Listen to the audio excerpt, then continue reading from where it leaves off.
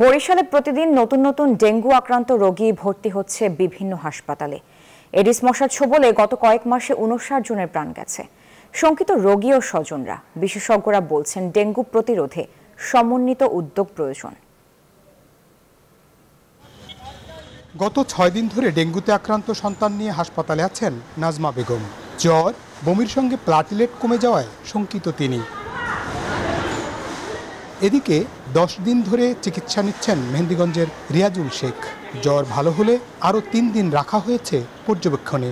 এখন অনেকটাই ভালোর দিকে। বুকে ব্যথা, শরীরের বিভিন্ন স্থানে ব্যথা সহ নানা উপসর্গ নিয়ে হাসপাতালে আছেন আরও অনেকে।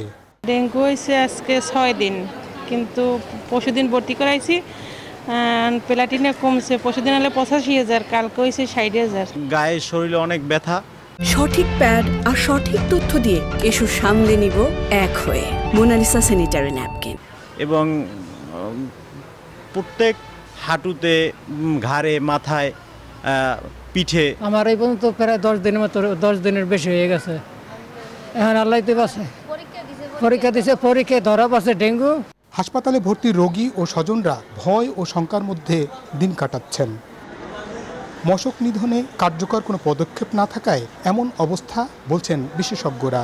ডেঙ্গু প্রতিরোধে সমন্বিত উদ্যোগ নেওয়ার আহ্বান তাদের। প্রতিরোধের জন্য বিভিন্ন যে প্রতিরোধমূলক যে বার্তা সেগুলো পৌঁছে দেয়, কিন্তু এটাকে যদি নির্মূল বা কন্ট্রোলে আনতে হয় তাহলে আমাদের সকল জনগণকে অংশগ্রহণ খুব জরুরি। ডেঙ্গু প্রতিরোধে মশা নিধনের উপর জোর দিচ্ছেন চিকিৎসকরা। বাস্তবিকভাবেই ডেঙ্গুর যেহেতু নির্দিষ্ট কোনো চিকিৎসা নেই, মশক নিধন এবং মশার বিস্তার এটাকে নিয়ন্ত্রণ করাটাই এর মূল চিকিৎসা হিসাবে আমাদেরকে বিবেচনা করা উচিত।